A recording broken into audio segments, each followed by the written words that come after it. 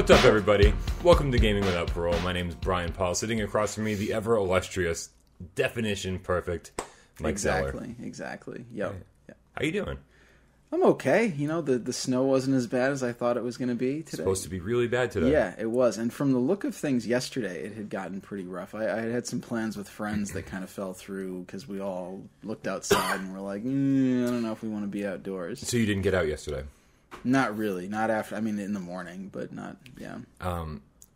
When I left work last night, probably at like 11 o'clock, 11:30 at night. I mean, it was like snowpocalypse all over again. Yeah. Like the roads had like 6 inches of snow on them. Like no plows had touched them yet. Yeah. And I actually went to the gym, and then half an hour later went back home, and I was just like, this is awesome.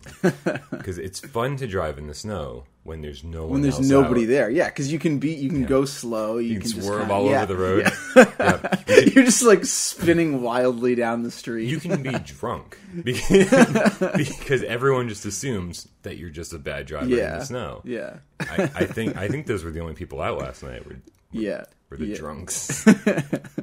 In me. Yeah, nice. Yeah. When I looked out the window last night and it was coming down pretty heavily, I watched the plows plow in my driveway, and I was just like, because I just saw them. They actually, so they've been trying to widen the streets lately. Yeah. I think, which is good. I mean, that's what's been killing traffic. Right.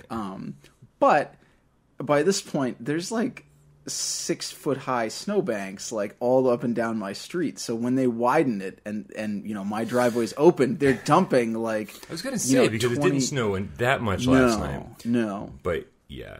Yeah, so they when they dump like 30 cubic feet of snow right at the end of your driveway. Yeah. Thanks, guys. Yeah, awesome. Yeah. Terrific.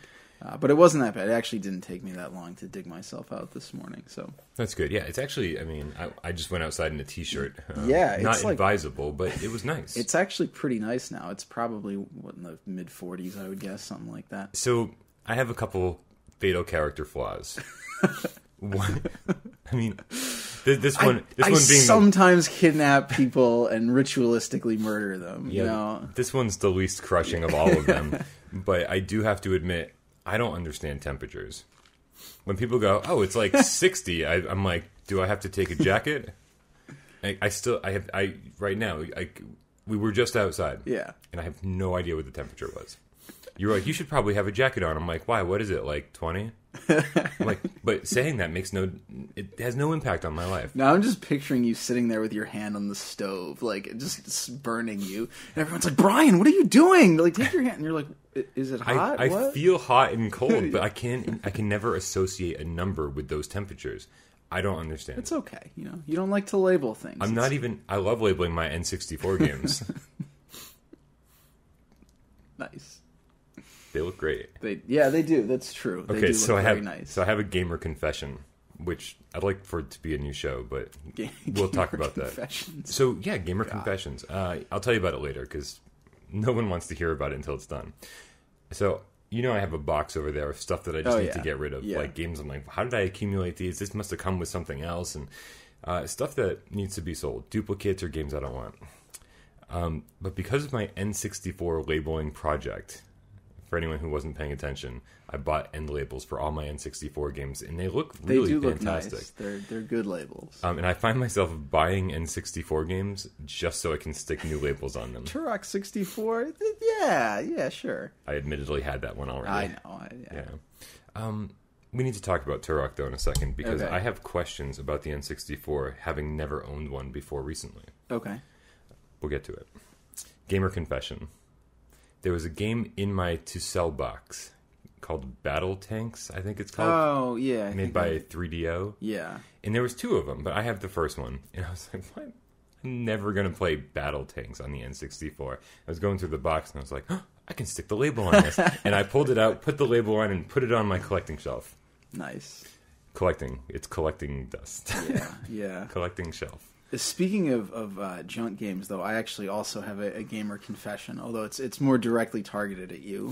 So remember I told you I had a spare copy of was it the Legend of Zelda Collector's Edition? I wasn't going to bring it up because I was like, dude could make like $50 off of that. I know. Well, I had promised it to you, and I keep my word. So it's very nice of you. A couple months back, I found a bunch of GameCube games at a thrift store, and bought them all, and I figured I'd keep the ones that I wanted and get rid of the extras. And it was good stuff. I mean, it was like Mario Sports and Mario Party and Zelda and stuff. And so when I was at the checkout line, the woman at the store said, "Did you check and make sure the discs are in there?" And I said, "Yeah, I think so, lady. This isn't my first time at the rodeo." So I get home and I tossed everything aside. And a couple days later, I opened them up just to inspect the disc, to see if I needed to resurface any of them. And I was looking at Mario Party, and I was looking at the disc, and I was like, "This doesn't quite look right. Like, what is wrong with this?" The disc said Party on it, but then when I looked at it more closely, it said Nickelodeon Party. And I said, "Oh, God damn it." Like, it was a party game. It was, so I opened it, I looked at it in the store, and I saw Party, and oh yeah, that's fine, it's fine. Yeah. Which Mario Party was it supposed to be? 5, I think. Yeah. I have. They're up to 10, right? So 10 is, I think, about to come out for Wii U. So 5 sounds about right for GameCube. Well, there was like 3 of them on there: 4, 5, and 6. Yeah. So maybe even 7. Anyway, so okay.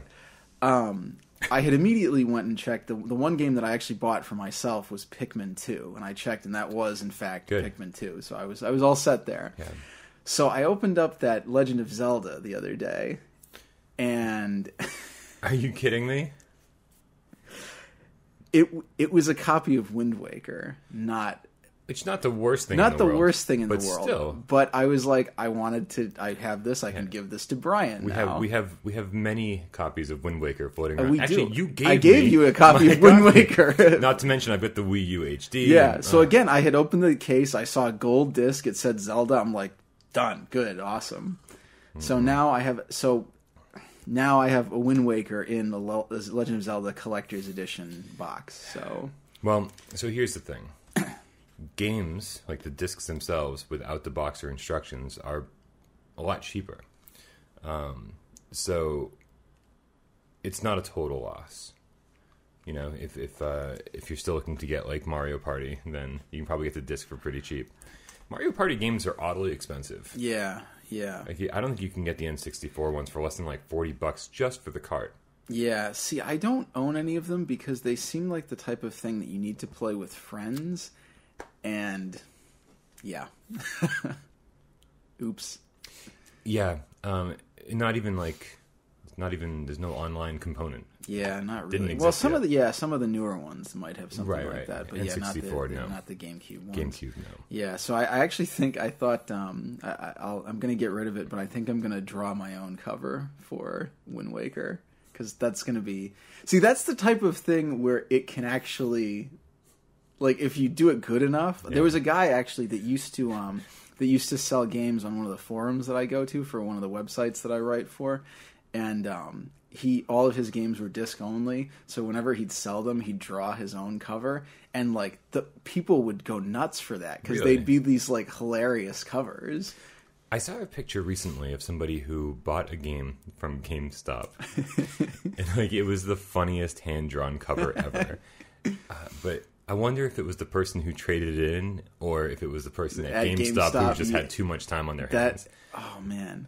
Yeah, like, see, that would be one of those things that if you were working at a GameStop, why would you not do more of that? Nonstop. Yeah. But it would be even better if you opened the game up and there was like a stapled together instruction manual on like lined notebook paper. Yeah. With just like, here's how to play. Yeah. Like in big brands.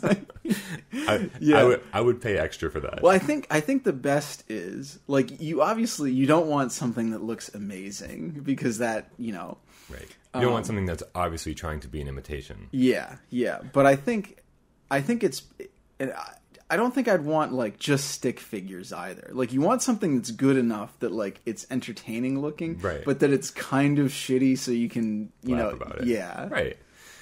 That's about where my artistic abilities are. I've seen some of your drawings.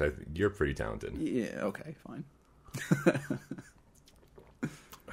I hide mine so that you can't have an opinion on you did have some painting around here, or like a sketch not for mine. a while. The blue one hiding up behind The Last of Us was not mine. That's by my buddy Mike, who has infinite amounts of talent. I've got one of his comic books around here too. Okay. There's a comic book called Pale Dragon that they sell at That's Entertainment. Okay. It's amazing. It kind of like reminds me of Sam Keith from the 90s. Okay. What's up, Mike? Yeah. Mike, what do we do here on Gaming Without Parole besides talk about everything but video games? Well, we're really a splinter cat fancy podcast. We focus on breeding, maintaining cats, just all around cat enthusiasm. No, we just fucking talk about games and waste everybody's time. Yep, absolutely. We originally planned this as something, although actually we might kind of touch upon our original theme this week. We originally had planned this talking about games, but in the context of having also like outside lives, not just right. I mean, the name Gaming Without Parole automatically connotes a lifetime sentence.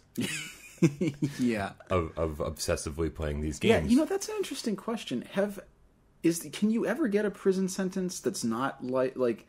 Is there ever a prison sentence where you get like 5 years without parole? Like it's always life without parole, right? They never until you're getting life in prison. There's never the chance of having. I'm assuming that life without parole is the only without parole. Yeah, I'm assuming so. Because then everything under that just doesn't seem as serious. Yeah, that would... 40 years, no problem. Give me a controller. Mike, some stuff happened this week. It sure did. Not much stuff, because we had a late podcast last week. Yeah. And an on-time one this week. So we've only got about 3 or 4 days of news to talk about, which means I might be stretching some of these stories. Some of them might be a little bit old. But I didn't write anything down because I got that lazy. I just took I took screenshots of news stories. Okay. All right. First and foremost, very important, and I'm not sure if you even care. I'm only asking because I'm wondering if you do care. Okay. NIS. Love those guys. Gotta love them. 92% of the time. They're interesting. Yeah. Disgaea may have had a leaked street date. Oh, really? Yeah, well, just finding out early before NIS tells us about the street date for Disgaea 5. Best Buy decided to tell us when it's going to be. That was nice of them. They're just stepping up. Well, Best Buy, I think, is in trouble. Not because of this news story, but I think as a retailer. Yeah, like pretty much any retailer that is not Walmart and Target has not been having the easiest time of things lately because of Amazon. When's the last time you went to a Best Buy? And don't get me wrong, actually, I got like $100 gift card to Best Buy for Christmas, so I've been popping in there a lot to see if... Yeah, but I haven't bought anything. Yeah, when's the last time you spent your own money at Best Buy? Yeah. I'd be going in every week to see if they got new Amiibos. Yeah, that's true. I could do that. So, October 6th, 2015... is the supposed release date of Disgaea 5. You are a strategy RPG guy. Yeah. Do these games do anything for you? Yeah. I actually, right before the podcast started, I was talking to Bryan about having been going around picking up some of the cheapo, PS3 and Xbox 360 games lately. I love doing that. Yeah, and one of them was Disgaea 4, actually. I bought that yesterday. I'm kind of surprised you didn't get that on Vita. Yeah, I probably will. It's like 3 times. It was $15 at GameStop for the PS3 version. The Vita one is still like $30 or $40. Yeah. Well, you can borrow mine from now till infinity because I've never spent any time with it. Yeah, it's so complicated. Yeah. The Disgaea games are a lot of fun, and I own all of them, like in multiple versions in some cases. Wow. But I haven't really spent a ton of time with a lot of them. And actually, I'm going to kind of group in, because there's the main Disgaea series, but then there's also Phantom Brave, Makai Kingdom. These are all La Pucelle, which are basically the same thing. They, they'll play a little bit different. They're all. Are they in the same universe, or is it... pretty much. Okay, yeah. I thought you were going to be like Prinny. Can I really be the hero? Oh well, there's those too. Yeah, or Disgaea Infinite. I actually have played most of the Disgaea spin-offs because they're faster games. Okay. But yeah, the thing with Disgaea is it's just such a huge time suck, and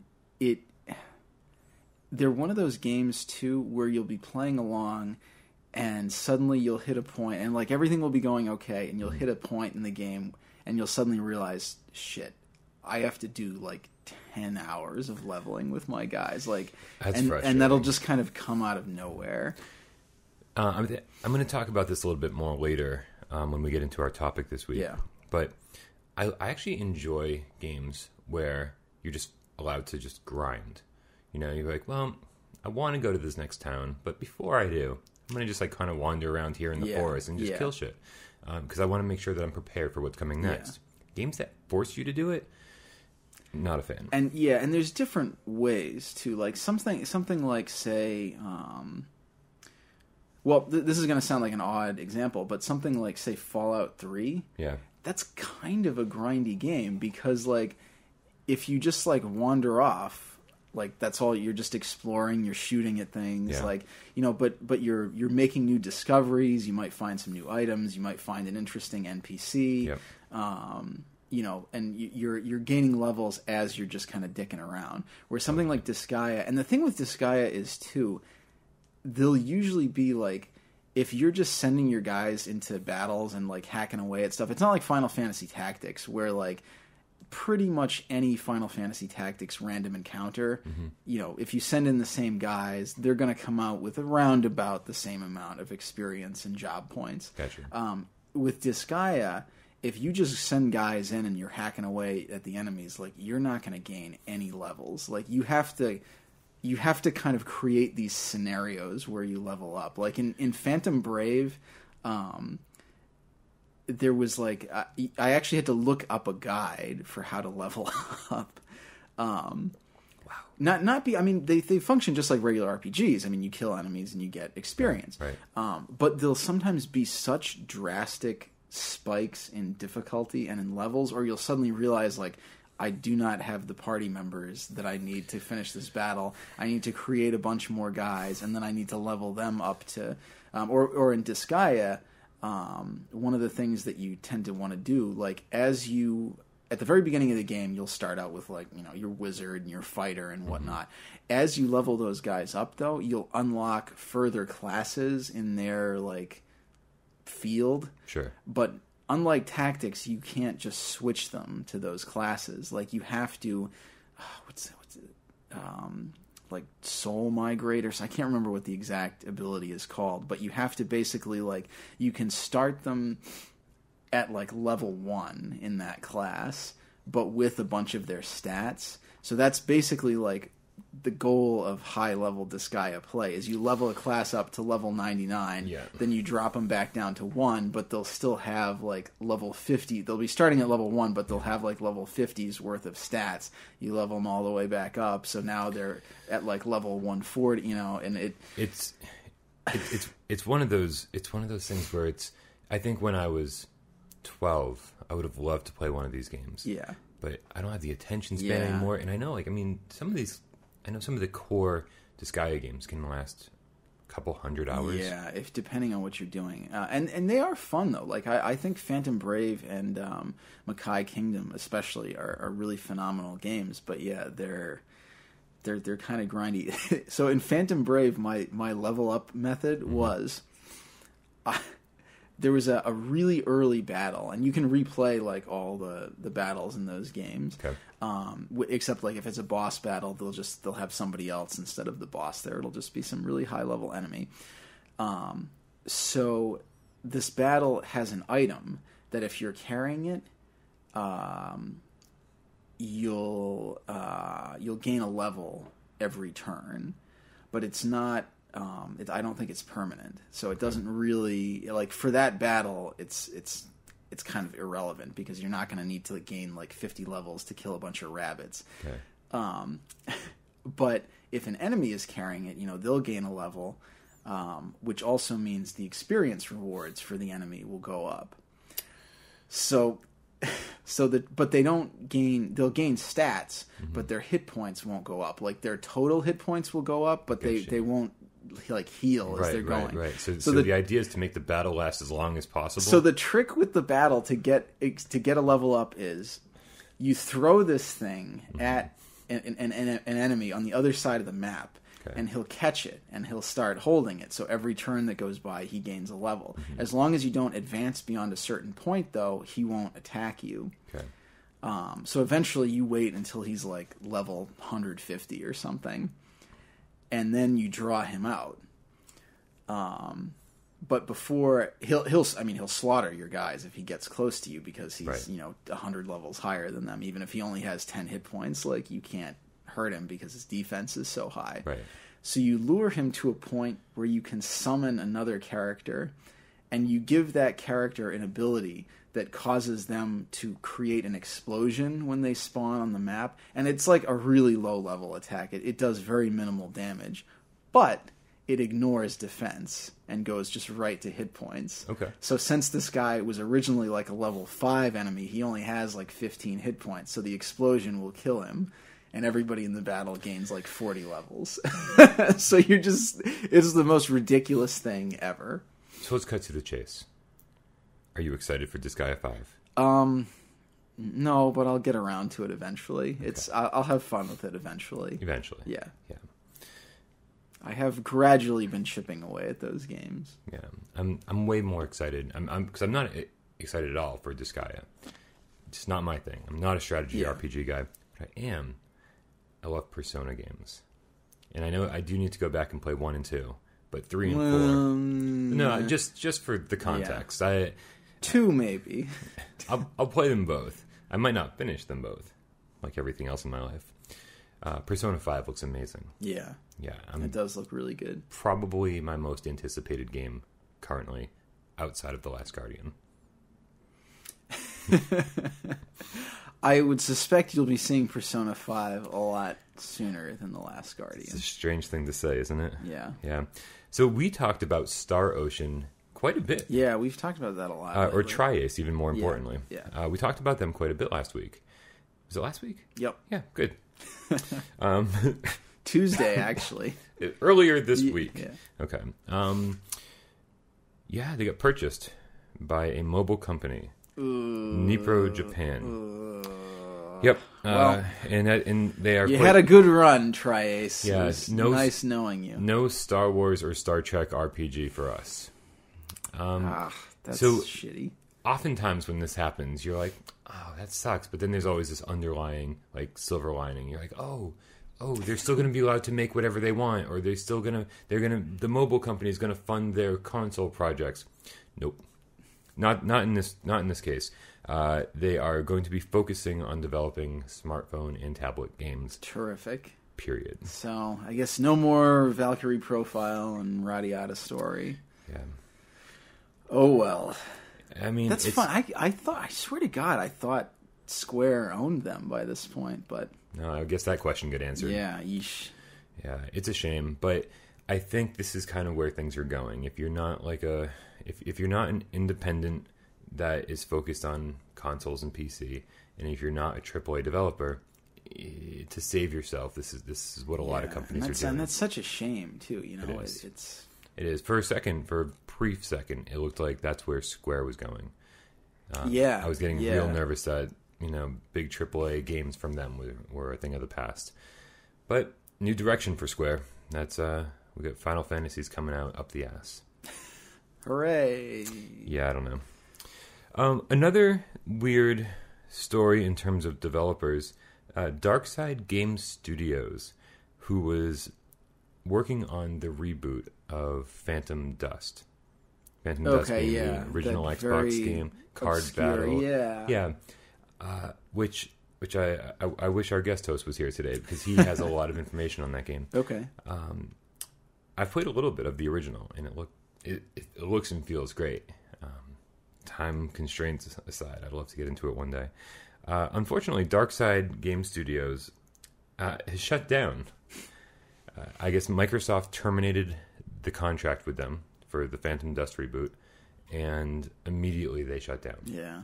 So I guess they were being funded 100% by Microsoft. I can only assume that Microsoft didn't like the direction the game was going in, but Microsoft promises us that the game is still in development somewhere. It can't be good news for that game. Yeah, that's usually... we've said it before. Mid-stream developer shifts are usually not for the better. Yep. Every once in a while, you'll get some rescue vehicle coming in, but that's rare. Well, we talked about Metal Gear Rising. Yeah. Unbelievably, Platinum saved that game. Yeah. So, who knows what could happen? Maybe Platinum will be making a Phantom Dust game. I'd probably play that.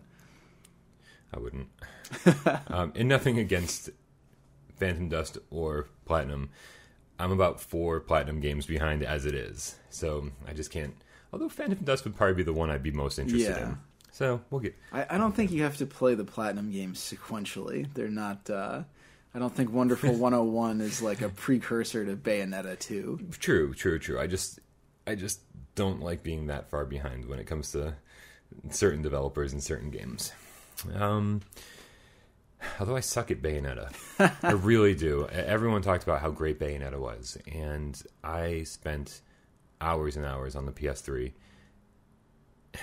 It just never clicked for me. Like, I'm just not good at it, and that's the end of the story. It looked like a great game. Bad. Yeah, it is a great game. And I wanted to be better at it, but I just kept dying and dying and dying to the point of just absolute frustration.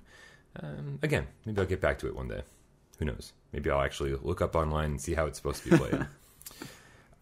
This story, I feel like we talk about every week. The trademark for The Last Guardian expired again, because it also expired back in 2012, and Sony was like, "Oh, don't worry, the game's still coming." Right. Fucking give it to us, man. I want this game to come out. It's been in development for the better part of a decade. Yeah. I don't know, man. I don't know. I have a theory. Okay. And I'm not. Let's hear the theory. It's my theory, but I've looked around and it's not unique. Other people have this theory. It's been in development for so long that there's no way it's coming out for PS3 anymore. Sony obviously is making it a PS4 title, even though they haven't announced that. That's almost a given. What's not a given is that I'm betting at some point in this game's life cycle, they scrapped the whole thing and said, we got to start from the beginning. Yeah. So everything we've seen, I'm betting doesn't exist anymore, or doesn't exist in the same form that we've seen it. So I'm betting The Last Guardian might not even be called The Last Guardian anymore.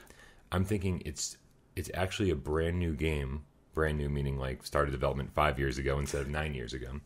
But still from Team Ico, that maybe is taking advantage of the PS4 a little bit more, or maybe because they had so much trouble in development that they just had to basically scrap big parts of the game and start over.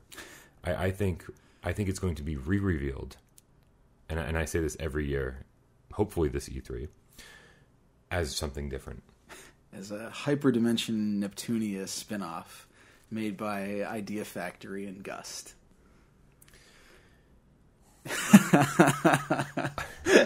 I'm wondering if I would play it, only because it's been something I wanted to play for so long. Hyperdimension Neptunia is so painful to play. It's really bad. Like I played probably 5 hours of the first game. Yeah, me too. And was like, I'm gonna get through this just so I can say I did it. Oh wow, dude! Just like hitting the button just to get through the dialogue. It's brutal. It's brutal, and like the combat is not fun. Like, and it's uncomfortable too because it's so clearly. For you, for me, I'm like, finally somebody made a game like this. Where are the boys? I'm sorry, we're filming. Okay. It's because they are like basically like just post-pubescent girls. Like, literally, maybe 14 years old. Yeah. And they're all being, like, a little over-sexualized. And by a little, I mean a lot. Yeah. Like, I was playing this, and I'm like, why? Like, I'm not appreciate. Oh, I'm supposed to be jerking off. Like that's what I'm supposed to be. Like that's I'm why there's so much dialogue. So you can hit the button with one hand. Hit the button with the other. Like I'm supposed to be sexually aroused by this. That's what's wrong. Sorry. I'm only getting half the enjoyment that I should be. I'm getting like 60% of the enjoyment. Oh, speaking of jerking off and playing games. Speaking of really inappropriate games, I'm super excited for the NIS. Speaking of criminal girls should be here any day now. All right, so excited! I can't wait. Yeah, I purposefully. There's been some interesting videos online. Apparently, I'll bet there have been. I've skipped them because I literally bought this game 8 months ago. And I just kind of forgot about it until I got a notice from NIS. NIS customer service, by the way, is awesome. Because they sent me a notice. Do they all sound like Ron Jeremy on the phone? No, they write you... Did you get your game yet, Bryan? It's quite the opposite. How is it? Does Ron Jeremy talk like that? I'd assume. I've never... Yeah. No, I've seen him in interviews before. He's actually oddly endearing. He sounds like Santa Claus. Looks like Santa Claus. Oh, God. I hope not. You have a very different vision of Santa Claus. I met Santa when I was like 6 or 7. Okay. Oh, no. I met Ron Jeremy when I was 6. That explains a lot. What was in that sack? No. We just need to edit out the whole conversation. We're derailing rapidly. This is the funniest fucking thing we've said in like 4 episodes. So I got an email from NIS, and they were talking about how they charged me for this and then whatever. And there was a problem. I had to email them and be like, well, what's going on here? How come this shipped and this didn't? Blah, blah, blah. And they wrote back to me, voiced as a prinny. That's like he called me dude, DOOD, like 3 times. And I was like, how can I get mad at this guy? This is phenomenal. Like, they have the best customer service ever. So I actually responded, and I couldn't even be upset. I was like, thank you so much for responding. You're awesome. I'm going to go play an NIS game right now while I'm waiting for yours to show up in the mail. And he wrote back again. It was like, he's like, I know the struggle, dude. You know, it's the gamer struggle, dude. And I was like, I love this guy. I don't know who it is. That may have been the best thing I've heard in like 2 or 3 months. I'll show you the emails later. That's amazing. They're awesome. You should put. Well, I don't know if you can do that, but yeah, sure. If you could. I know you physically can. I just mean you should put them up here during the conversation. I will. I'll see if I can crop out the stuff that I don't want people seeing. Like the games that I ordered. Well, you just admitted to ordering Criminal Girls 8 months ago, so there's nowhere to go but up from there. And I would like to tell everybody the other game that I pre-ordered, but I don't know how to pronounce it.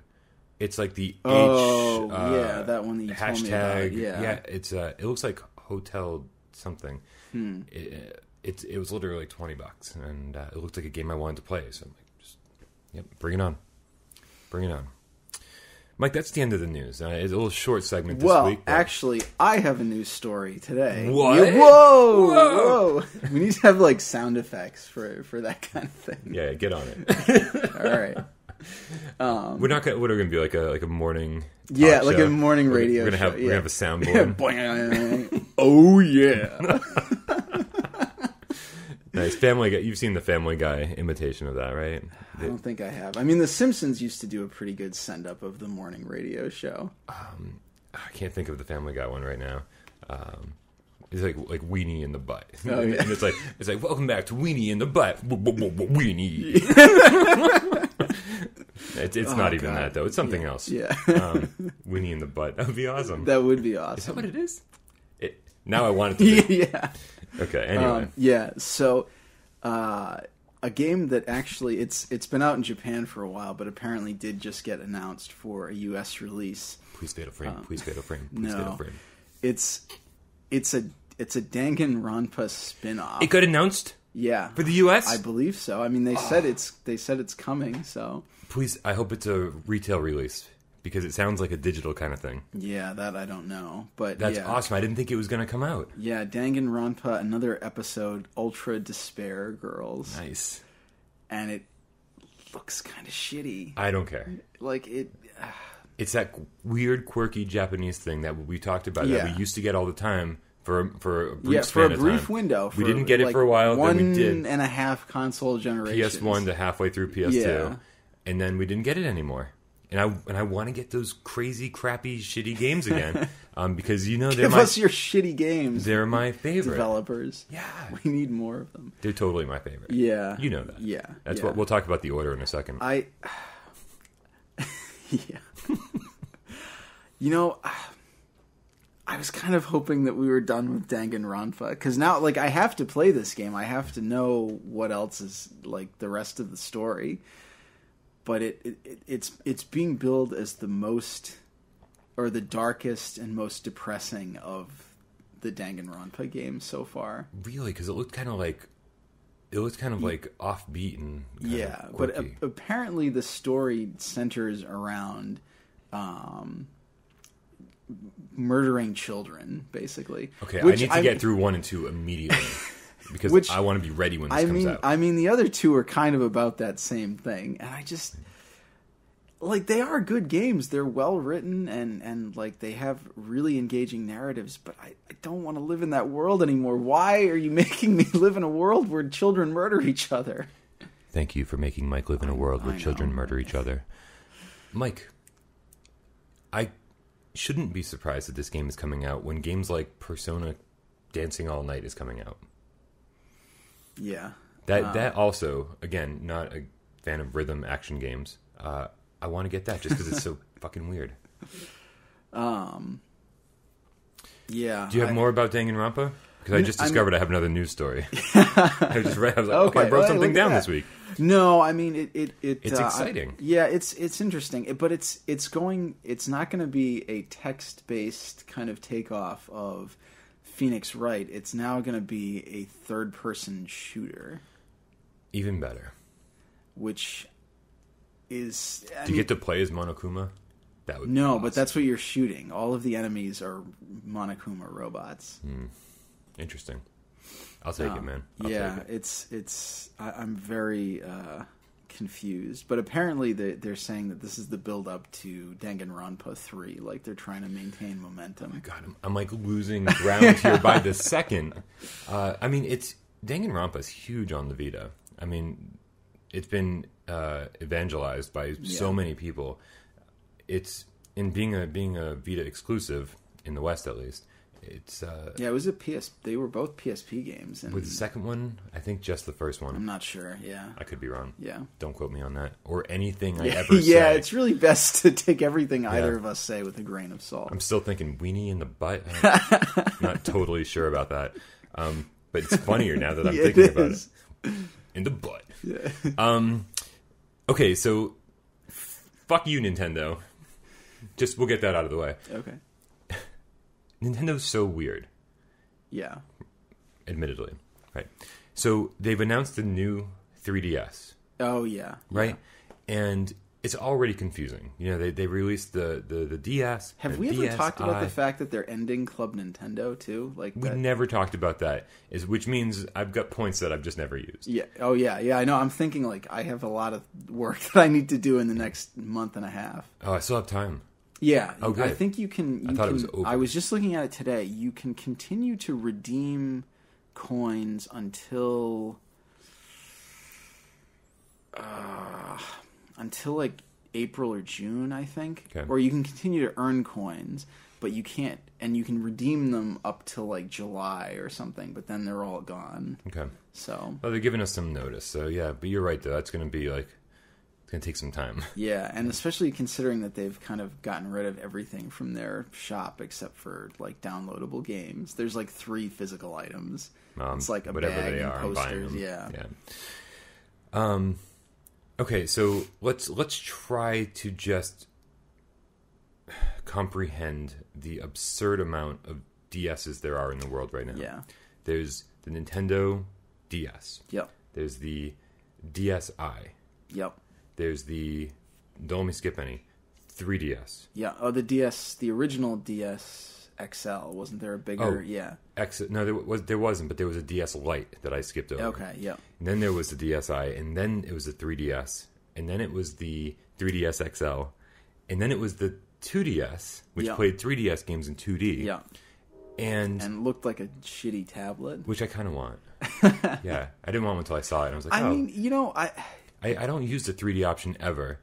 And I don't like the feel of the 3DS because it feels so unbalanced and heavy all the time that this looks... I might actually get a 2DS. Oh, my wrists. Right? I'm so fragile. Yeah. So then they announced recently the new 3DS. New Nintendo 3DS. I mean, just to add confusion, right? And it adds the little second analog nub, right? So you have whatever. And then you can also use amiibos on it. Yeah. That's kind of the two selling points. I don't know. Did they up the processing power? Is there something about that? There are going to be exclusives. Okay. So this is more like the Game Boy Color versus the, So, but the problem is that in Japan, there's a new 3DS and a new 3DS XL. Nintendo of America, supposedly, decided that to avoid confusion, as if that's possible at this point, that they were only going to bring over the new 3DS XL and not the smaller version. The problem with that is that the smaller version is the cool one in Japan because you can swap out the faceplates and that's a huge market over there. And it's still a little bit big. It's still a little bit better designed for hand size, I think. Right. I wouldn't complain about the weight or anything like that. It's pretty cool. And that's the one I would want to get if it came over here, to be honest, because I don't know, because I'm a moron. Yeah. I don't need any more Nintendo handhelds in my life. Absolutely ridiculous. I guarantee you that after they sell millions and millions of new 3DS XLs, then they'll bring it over and they'll make a fucking fortune. Yeah. And they're all region locked too, so it's not like you can just import one of the, you know, like you could before. This is the only. I don't think we've ever talked about this before either. That the DS or the 3DS is the first Nintendo handheld console to be region locked. So we're hitting a point with regular consoles where a lot of them are starting to go region free, and now Nintendo is starting to lock things down. I mean, just backwards, like the rest of their business strategy. The DSi was the first time it was region locked. Was it? Yeah. Oh, okay. I never bought one of those. So. Oh, because I had actually gotten a very, very cool black DSi so that I could play my Japanese games. Because I already have a 3DS. I'm like, I didn't have a need to. And then it was a black Pokemon special edition. It was very cool. And then when I found out that I couldn't play Japanese games on it, I immediately sold it. Because I'm like... I'm not the biggest Pokemon fan. Like, I enjoy what it offers, but I know nothing about it. Yeah. So why hold on to something like that? It'll happen eventually. It's weird news. Everything Nintendo does is weird, but it always works out. But it works, It always works out in their favor. With very few exceptions, they, seem to know what they're doing. Did you see that the gold and silver plated amiibos, the Mario, might be a Walmart exclusive? This is getting to be a pain in the ass. I'm getting real sick of amiibos. It's kind of out of control. It is. Like, and I'm pretty much willing to not spend anything. I mean, I think I max out around like $25 for an amiibo now. But man, I'm like, it's just driving me up the wall. I can't decide if I want to go all in or just give up entirely. Yeah, it kind of seems to be one of those things that it's either or. Yeah. I'm still waiting for mine from GameStop. GameStop called me the other day, and I was like, oh, finally, like my pre-ordered amiibos are in. Which ones are you waiting for? I'm waiting for Mega Man, Sonic, and Ike. Okay. I've been toying with the idea of buying Ike because I found them for like $20 different places. I can't figure out when these things are supposed to come out ever. And Sonic and Mega Man, I never, ever, ever saw at a retail store or for just the original MSRP on Amazon ever. Yeah, it was a long time ago when the pre-orders originally opened. They were there, but I never saw it. Maybe that was before I decided to get into it. I have no idea. But yeah, Mega Man and Sonic are two that I really want. Yeah. GameStop called me the other day, so I was like, oh, finally. And they said, hi, this is just a courtesy call. Okay. We just wanted to let you know that there are now more Amiibo pre-orders available. And I was like, oh, okay, well that's great. They're like, yeah, so there's new amiibos if you want to pre-order them. Okay, what? Because and I'm like, okay, and they're like, well, we see that you already pre-ordered some amiibos with us, and I was like, yeah. Yep. Any word on that yet? And they're, nope. Okay, thanks. So they called me again the other day to say that Ike had been delayed, and that it has been it's such a limited supply that they're only doing one per household. Well, that's fine with me. There's only one person in your household. Yeah, but it works. No word on Mega Man and Sonic, though. Wow, it's insanity. Yeah, it's insanity. And then there was actually more news this week that I totally forgot about. We're racking it up. We're gonna. Yeah, Nintendo said that there was a strike. I think a strike at Nintendo, which is causing even further limited amiibo production. Well, there has been a strike at a lot of the docks. Maybe that's what's happening out west. Yeah, and that has delayed a lot of. It's the shipping. It's not the production. Yeah, I'm wondering though. I need to go back and check this out because it didn't make it sound like it was you'll get them eventually. It made it sound like it's being made. Yeah, I'll check that out again. Don't. Yeah, I wouldn't think a strike. Japan is not really known for its enlightened labor. Laws. It seems very anti-Japanese culture to strike. Yeah, I would completely agree with that. Yeah. Okay, excellent. Mike, what have you been playing this week? So I not anything but Deadfall. No, it's done. It's done. So this has kind of been my pattern lately when I'm between games. I'll start like 3 or 4 different ones and then just kind of fizzle out. And I'm still kind of between games. I did toy around with some light gun shooters on the Wii. I played through Link's Crossbow Training. Excellent. Which I had picked up for a few dollars at a thrift store with the sleeve and the little booklet and everything. And it was fun. Yeah, it was fun. Yeah, I mean, it took me like an hour and a half to do everything. So. Kind of. How was that initially sold? Was that sold with the crossbow? It was with the gun, yeah. Which I've never really heard anything great about. It's just kind of there. Yeah. And I played. You don't need it to play the game, right? You can just. It's just piece of plastic. Yeah, it's just for ergonomics sake or something. I don't know. And I messed around with Ghost Squad for a while, which is the Sega light gun shooter. I heard really great things about that. Yeah, it's pretty fun. To the point where I picked it up and left it on my shelf in cellophane. Nice. It's like an $8 game. Yeah. Oh yeah. It's really cheap, and it's it's pretty much a direct port of an arcade game. So it's maybe like an hour to get through it. There's like 3 levels, and all right. I really enjoy those. Because I like the replayability they usually offer. You go through and you. And usually the console ports are great for this. You're able to either find new weapons or something like that, and then have those from the start again. Yeah, yeah, and it seems a little more limited than that. Like it did unlock a couple things when I finished. Yeah. But yeah, I was big fans. I was a big fans because I'm the plural. How many people are in that household? Yeah, I was a big fan. We both ordered Ike. Yeah. Sorry. I was a big fan of the 2 Resident Evil light gun shooters on the Wii. Yeah, and I like those too. Yeah, and House of the Dead Overkill, which all kind of did similar things. There's a lot of little unlockables. You can blow up parts of the scenery to find new bonuses and things like that, and it does add a lot of replayability to them. Good stuff. So I think I'm settling on, and I know I've been talking about it for a couple weeks. I think I'm going to try to get through Xenoblade. I think if I can, but maybe you have this. Well, I don't think you do have the same experience. But for me, I feel like I don't really enjoy most RPGs until like I've invested a certain amount into them. Like you have to. Not that there is anything different about the gameplay any further on, but it's like it's not until you've gotten to that point where the combat and the kind of character development is second nature when you can really enjoy it. When you're kind of getting everything off the ground and learning, it feels like a slog. It takes like 10 hours to get to that point sometimes. Yeah, and so I'm fighting through those earlier hours. I mean, it's not a bad game to start out with. It jumps right into the action for the most part. But who's that developed by? That was Monolith, I believe. Right on. And previously. I mean, there's so many Xeno games out there. Yeah. There's obviously Xenogears, which was made by Square on the PS1, but this is not related to that.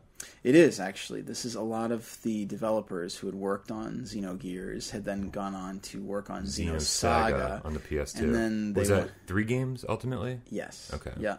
And then went on to work on Xenoblade. Okay, so it's all connected. Yeah, sort of. I mean, it yeah, I got you. Xenogears and Xenosaga are very clearly like the same idea, repurposed. Yeah. Whereas Xenoblade, I'm having a hard time. People have told me like, oh yeah, there's a lot of like overlap between that and Xenogears. I'm having a hard time seeing it. Maybe it gets there eventually, but how far are you in? Just a couple hours. I'm still very early. Xenosaga, I was so excited for that. And I remember playing the first game. A lot of people were. And I mean, don't get me wrong, I've always been a heavy drinker. And so that's impacted my video game playing on multiple occasions. Yeah. I remember sitting on my bed playing Xenosaga, being so excited to play. And I was sitting there, I was drinking. I literally remember that I was drinking a screwdriver, homemade screwdriver. Just like, drinking, like ready to play at any moment. Drinking, ready to play at any moment. Next thing I know, I wake up and I'm like on my bed, like, spilled the drink, and the controller's in my hand, and my character's standing at the very first spot where you take control, because I'd fallen asleep during like a 40-minute cutscene. Those games were so just obtuse. Man. Yeah, it just I couldn't. I tried. That's one of those games I tried to play like 3 or 4 times and just could not get into. Yeah, it looked like something I should have loved. Yeah, I think in general, the Xenogears and Xenosaga, I think the consensus is kind of those probably should have been like an anime or a book or something, and not a game. Yeah, because I know Xenogears got really preachy. Oh yeah, yeah. Again, I have no idea what Xenosaga said because I fell asleep. Well, see, preachy, but in a like very not high school, like college sophomore philosophy student kind of way. Like right. Very, I mean, there's just there's no functional way to explore deep philosophical topics in a video game. I mean, you have to kind of, you have to do it as part of the story or just keep things very superficial. And I think those games just try to get into like all this, Jungian and Platonic ideas, and it's not working. So have you actually, besides Xenoblade? Yes. I have too many Xenos, I almost forgot. Have you been playing anything else? No, that's pretty much it. Yeah. I burned through those couple of games. It started a few other things and aborted them, and yeah. Okay. Anything worth noting on the aborted list? I'm having a hard time getting into Tearaway, and I thought that would be a real easy... Really? Yeah. Oh, dude, Tearaway was one of those games that I sat down and started to play. Yeah. And almost didn't stop until I was done. I loved that game. Yeah, no, I know, and I feel like maybe I'm just not in the right mindset to be playing it. It's super divisive. I've heard people go, "This is not the Vita savior it was supposed to be," and I'm like, I can't believe everyone hasn't played this game. It irritated me at the beginning because I was like, "Where's the jump button?" And there just isn't one. Yeah.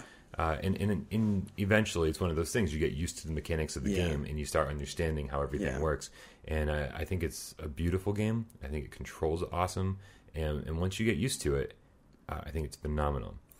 I can't wait to play through it again because Media Molecule is doing Tearaway Unfolded. I think it's called, for the PS4, which is supposed to be like a blown-up version of that game. Huh. More areas and more things to do, and not a full sequel, but not a remake either. Yeah. So, I love that game. Sorry that didn't work for you. Yeah, well, we'll see. I'll give it another shot down the line. Right on. Did you find a deal on that? Because it's been out for a while. Yeah, it was like $20 or $15, something like that. Good. Worth every penny in my book. Mike, I am inundated with games this week. I'm at one point I was sitting on my bed going, I need to play something. And it's the option stressed me out to the point where I just went to bed instead. It's stressful. That's your hobby shouldn't feel like a second job. Currently, it really does. Yeah, I think gamers in particular, I feel like, are vulnerable to that kind of gaming thing. Without Parole. I think, it's so descriptive of how I felt this week. The Order 1886 came out, and it was delivered to me unfortunately on Friday, the day it came out. Because the problem with that is that being a waiter, my work week really starts on Friday. Yeah. Friday and Saturday are my busiest days, and I almost don't want to do anything else. I just want to sleep as late as possible and have enough energy to go to work. So it gets delivered on Friday, literally an hour before I have to go to work. Yeah. I was like, and it is the collector's edition. Yeah, I can tell. Yeah, it's and I'm not upset about. All right, let's unpack this. Here we go. Yeah, let's just buckle up, everybody. Yeah. So we talked about this last week and every week prior. I got the very expensive collector's edition. There are two. There was one that was like $80 or $90, and there was one that was $150. And I said, just fuck it. Let me get the expensive one. Let me see what all this shit's about. Let's do it. And it came in a freaking giant box, like I think bigger than the Batman Arkham Origins box. Right. It's I hid it in the other room because it's gigantic. And living in a small apartment, there's no place for this space stuff. Is a premium. Right. I don't need an empty box taking up space. So the very first thing I noticed is that I took the box out, and the box that it came in was not the box that was pictured. Right? Okay. Because I was like, I immediately went on to Amazon and tried to figure out if I got the right one. I didn't know if I had gotten the cheaper one because it had the blue PS4 band around the top, and I was like, no, the collector's edition box is supposed to be like this kind of stylized, doesn't look like a game kind of box. Yeah. And so I opened the blue labeled box, and inside is another box the same size, which is the one I was supposed to get. Okay. My question is, now I've got two boxes that take up it's a real the same amount of space. Like I could build a pyramid with the collector's editions boxes I have around here. And so I'm like, I don't understand. Like I don't know what to do, first of all, because I can't. If I want to display the cool looking box, then now it's taking up twice the amount of space. Yeah. Do I have to like throw away the outside box or fold it up and put it inside this one? So first of all, I think that's kind of a screwy decision that they made. I didn't need the outer box. Next, I open it up, and immediately I see the steel case for the disc itself and the lack of instruction manual that no games have anymore. And I'm like, oh, this is actually really cool. It looks really nice. You know, it had the Order logo, and it looked old and rustic. Yeah. And so I was like, cool, let me put this up on my shelf. There's no spine label. It's just a blank. Oh, okay. It's just a blank side. And I looked at my Final Fantasy 12 steelbook, which looks awesome. Yeah. You know, the Last of Us steelbook looks awesome. There's no spine label. So I was like, oh, that's fine. They probably threw in the steel case and gave me the actual retail release in the box somewhere. Nope. No. So I paid 3 times the amount as I should have for this game and didn't actually get the retail copy of the game in the original PS4 logo box. And that's fine, again. I'm like making my way through this box. And then I pull out the art book, which I've got to say is probably the coolest edition. Okay. It's got like maybe 20 pages of art and stuff like that. Then it's got like this big fake false back, which you would never say, oh my goodness, I didn't realize it had a false back. The entire book is like a false back. Yeah. And it has a vial hidden inside of it, which is made from, I don't know what it's made from. Must be like, feels like heavy steel. Like it is a quality piece of garbage. And it's the vial that all the characters wear in the game that contains black water, like the life-saving juice that they have to drink if they're going to die. And it's cool. It flips open. It's got a chain, so you can actually wear it if you wanted to. But as a collector's piece, it's pretty fucking cool. And then 90% of the box is taken up by the statue, which I love the statue. I got to admit, I really like it. The problem with the statue is that it's big, and there's no good angle to view it from. Yeah. The angle that I've displayed it, you can see Galahad, the main character, and you can see like his front, all the detail, very detailed. But the half-breed that's attacking him, you can only see his back. So you have to turn it around to see the half-breed. There is no proper angle to display this thing from, so that you can see all the detail. Yeah. You just have to put it on a pillar, like right in the center of the room, like an art museum, so people can walk around it. Yeah. So I was immediately a little bit sad. I was like, because I have no problem paying good money for good stuff, but it just feels like there were too many missteps here. And then the game, of course. Yeah. Oh, that. Yeah, the game is getting not good reviews. Again, it's a divisive game. Some people are saying this is fantastic and I love this game and whatever, and then other people are saying it's really short. It's got pacing issues, and I mean some of the mechanics are just kind of weird. I'm about 2 hours in, so I don't feel as though I'm qualified to give it a review. Although it sounds like I've played about a third of the game. But I can say this. It's beautiful. It's probably the best looking console game I've ever played in my entire life. So we know where their time was spent. Yeah. Unfortunately, everywhere you go, you're like, oh, I want to go over there and check this out. I want to go over there. Let me just hop over this fence. No. Yeah. You are being like pushed down a corridor basically the entire game. It is as linear gets. There are collectibles that you can find, which is pretty cool. I actually found a Sackboy. Oh, really? Yeah. That's funny. It's like the size of your hand, and it's like you pick it up and did you play L.A. Noire? Yes. So you know when you picked up clues at an L.A. Noire and you could like rotate it in your hand? Yeah. But for that game, it was to discover like scratches or somebody's initials or some little piece of evidence. Yeah. There was a reason for it. Yeah. This game is just like, I feel like it's just beating its own chest. Yeah. It's like, hey, look how great we rendered this little thing. Look, it's Sackboy. Look how detailed he is. But why? Why am I twisting my hand around? This is fucking retarded. Hurts so much, right? My carpal tunnels. Unbelievable. Like I feel like there was something else planned that they just never got around to doing. So yeah, you're being pushed down a corridor, pushed down a corridor, and then suddenly they're like, "Oh, by the way, shoot these people!" Yeah, and you shoot for like 5 minutes, and you're like, "Man, it's like an endless supply. It's like this monster closet dilemma. Like where are all these guys coming from?" And it can be upwards of like 5 minutes of just like shooting, and it gets really stale very fast. And it's not the easiest game in the world, but it's certainly not hard. A lot of games that have automatically regenerating health, you have to, especially Uncharted games, like you have to find a place to hide for like a solid like 20 seconds. Yeah. It's like you just duck under cover, and 4 seconds later, it's like the screen goes from black and white back to full color, and you're good to go again. They make it really easy to get through this game. That said, I found it still incredibly frustrating because it was just... It's really firing on all cylinders here. I desperately wanted this game to be more than it is. I can tell that a lot of love was put into it, a lot of time was put into it, but I think really what they've done is create an amazing story with amazing elements, amazing characters, and the sequel is going to be awesome. Assuming that they're still around. I almost guarantee that there will be a sequel.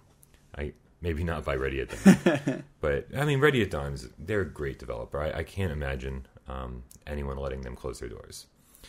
So, I have high hopes for what comes next from Ready at Dawn, or what comes next from The Order. Yeah. But as far as this purchase goes, a little let down. I'm still going to push my way through it. I'm not horribly disappointed. Yeah.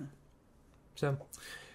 The other game I've been playing this week, I told you last week that I'd started playing Dying Light, but I'd only gotten through like the first hour, which is sort of it's not the most fun first hour in a game, but then it opens up big time, and it's awesome.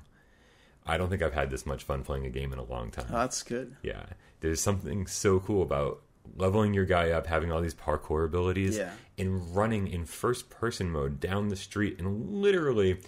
hopping over zombies. like, because that's one of the things you can level up. Yeah. And zombie jumping. It's zombie jumping. Do you get 200 points like in Donkey Kong when you jump over the barrels? No, but you do get experience points every time you do it. And nice. And then you can use those. You can allocate those to something else crazy. There's a lot of climbing, being a parkour styled game, and I will tell you that I've climbed some really high towers, and getting to the top, the game is really good about kind of like making you sway, and giving you the idea that like you're really high up and the wind is affecting you, and maybe what you're on isn't that sturdy. Yeah. If you're standing on a railing or something without support, you feel it. You feel like you're like I got a little bit motion sick just a couple times. You're like, whoa, I don't feel comfortable up here. Nice. It's a great game. It's a lot of fun, and they fixed a lot of the technical issues that Dead Island had. Yeah. And of course, Dead Island is one of those games that I think is super unappreciated. So getting to play, I mean, ultimately, it's Dead Island 2. Yeah. They should have just called it that. It's great, man. It's so much fun. Cool. Yeah. Well, that's good. At least you had that to wash the taste of the order out of your mouth. I've been bouncing back and forth between the two. Every time I get frustrated with one, I just dive back into the other. Yeah. Nice. All right, Mike, why don't you tell us about what we're going to talk about this week? Okay, so we had kind of a last second change of topic, but and Steph. Well, yeah. But I was thinking that it was the Danganronpa thing that actually got me thinking about this. I know that you and I have talked a lot about just the different types of games that we like, and I think we both have pretty different. I mean, there's some shared interests. Oh, absolutely. But I think we both have pretty different interests in general, and that got me thinking. About. I think the reason for that is because on some level, I think we play games for slightly different reasons, and I think. I had like 3 jokes that just went through my head. Why didn't you fucking say them? Like, this is what we're doing. Oh man, I was gonna say something funny, but I didn't want to ruin your moment. Well, they were a little mean. Whatever. I mean, like self-deprecating and also. Oh well, whatever. Like that's. I'm sure I'll find time to. Okay. Yeah. All right. Dish them out bring later. Them back. I'll keep going, and I'll loop back around. All right. We can do this again. Sure. So anyway, I was thinking of this in light of Danganronpa because these are really well reviewed games, and they are really good. But man, they bum me out, and on some level, like I haven't. I've enjoyed the gameplay, but on some level, I haven't really enjoyed the time that I spent with them because they're so dark. So I mean, anyway, for me, I know that gaming is a lot of it is a sense of accomplishment. It is a sense of, you hear the joke all the time about gaming's just male power fantasies, and that's shitty, and like we need to move away from that. I think that's true, like 5% of the time. Yeah, I mean, I think on some level, like, yeah, we don't want gaming to be a substitute for. I mean, I think it's problematic when you have troubled young men, and the only place they're getting validation is from video games, especially like Grand Theft Auto kind of games. Yeah, right. Things. Yeah, I think it's. Just like anything else in isolation, like you probably don't want people with self-esteem issues learning that the way to get self-esteem is by perpetuating, violence and, hurting people weaker than you, hurting women and minorities and things. But on another level, like having something that's fun and satisfying because you get to play as this, dynamic character with abilities beyond yourself, right. Like, I don't know. I mean, I think that's some of what I enjoy about gaming. Like, absolutely. In real life, I can't go like jumping off of buildings and like, jump kicking helicopters out of the air. But like, that's pretty fun to do in a video game. Like, was that Saints Row? Yeah, I was actually thinking Crackdown, but a lot of those games let you do stuff like that. So I know for me, that is a big part of it. It is kind of the fantasy exploration, that being able to play as somebody and accomplish things that I can't in real life. And I know that's a big part of why I don't really like survival horror. I don't like feeling like weak and helpless and unpowered. Like I can't. I don't like feeling like I can get stuck in a situation and just be screwed. Yeah. I definitely agree with what you're saying. I think a majority of our lives are spent either at work or at home. Yeah. And so you kind of miss out on like experiencing the actual world around you. And then when you're out there, you're just basically trying to get to your destination. So in games, it's kind of cool to know that any trouble you get into in a game, you can go explore freely. And in general, if someone attacks you, then it's not the real end of your world. Yeah, yeah. I mean, living in a city, it's like, obviously we have to be a little bit careful of where you go and what time of day you go. Especially around here. But especially around here. Yeah. My apartment's not in the best area. Yeah, yeah. But I would say I feel a little more comfortable where I live walking around at like 1 a.m. Sure. And I mean, there's also a certain level of excitement. I'm talking about real life, not video games right now. There's a certain level of excitement about doing something stupid, like going out at like 2:00 in the morning in the middle of the ghetto, because you needed a pizza or something.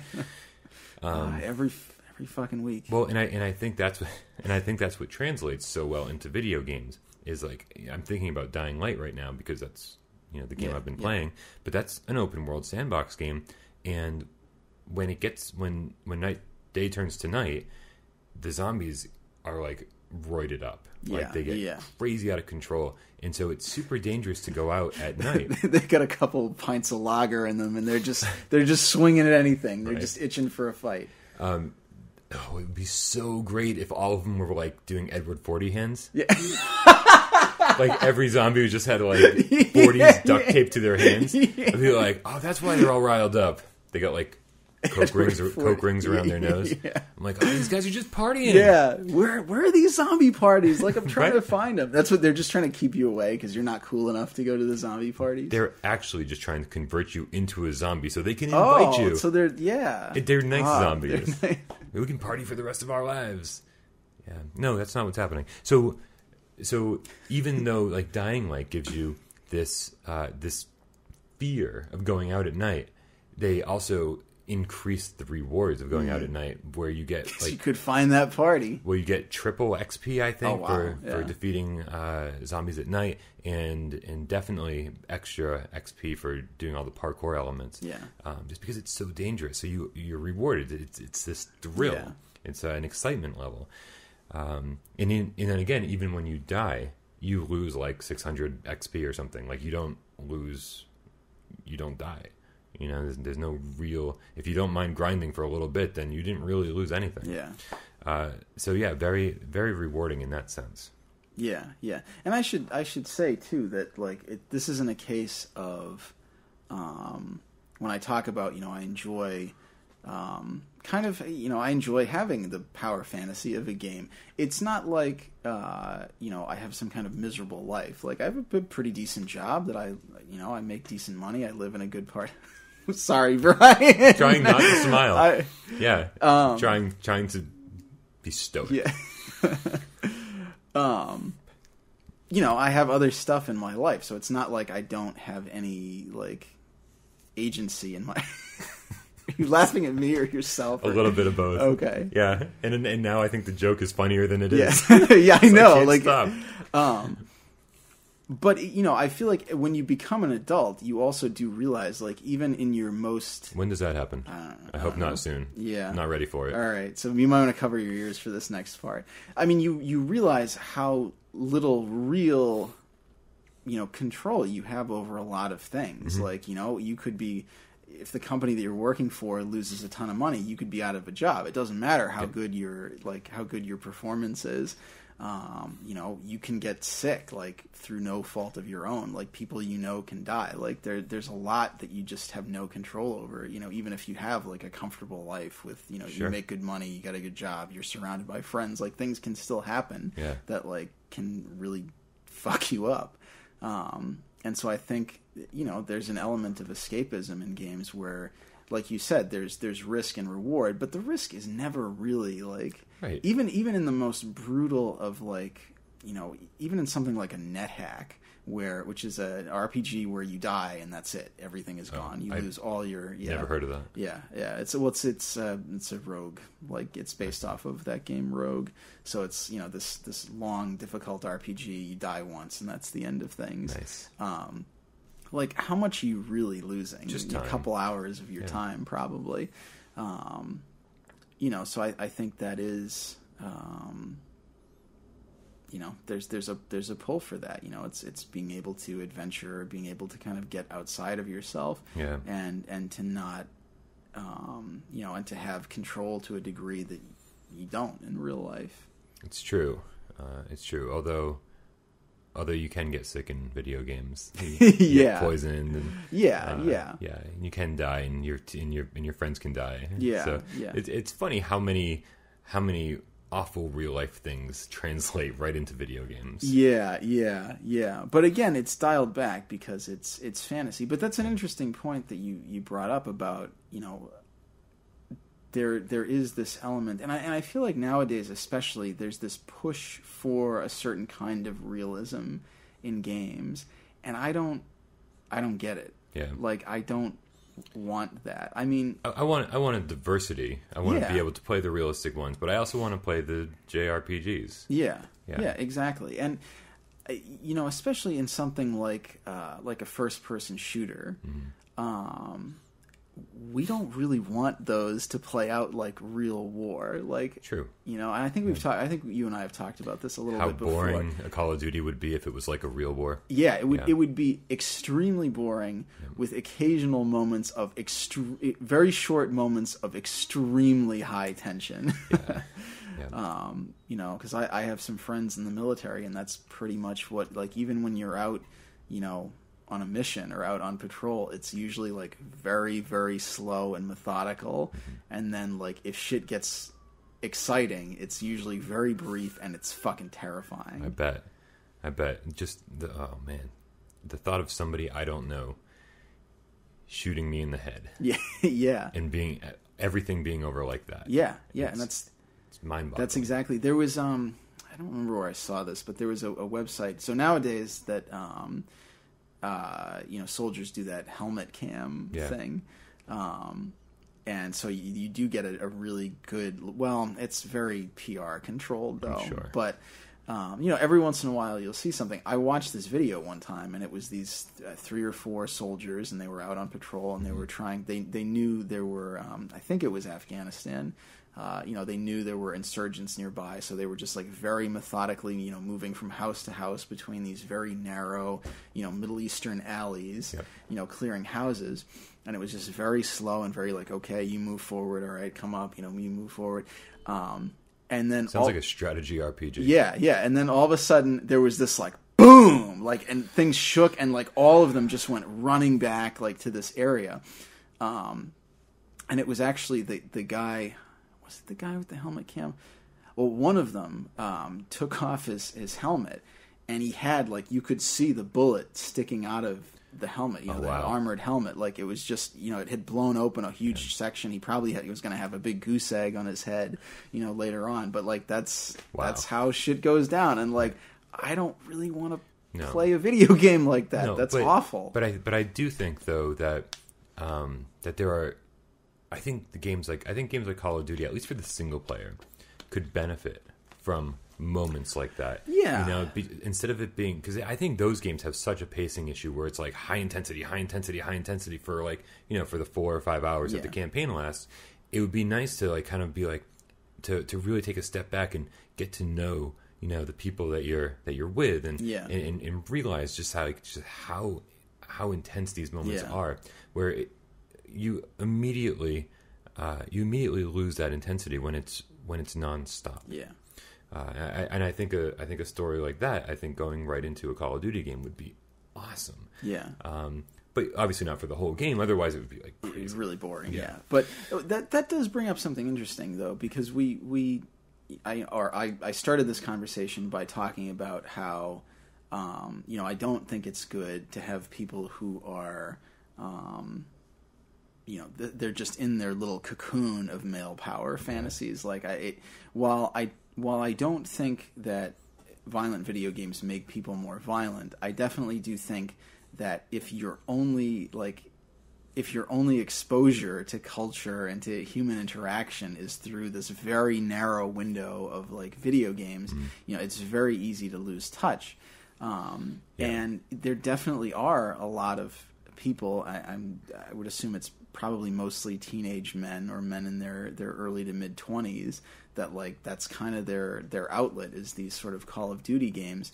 And I've only really I tend to steer away from more realistic war game or war games that are set in more realistic contexts.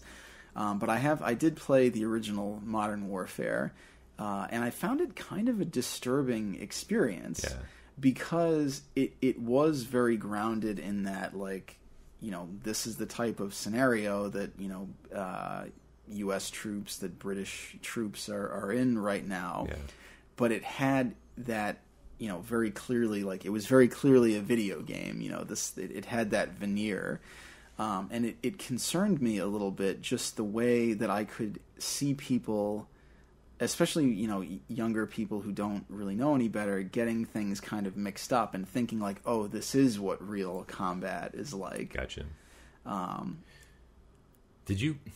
I've probably asked you this like 4 or 5 times. Did you play Spec Ops: The Line? I haven't. I think I'm going to. You can probably get it for about $10 right now. And it was actually, I think it was a free PlayStation Plus game at one point, and that's how I played it, because to me it looked like a very boring, generic third person, like military shooter, and it was anything but. Yeah. The story in that game is out of control good. Yeah, that's what I've heard, because it actually does try to engage with these things. Yeah, it gets super psychological. Yeah.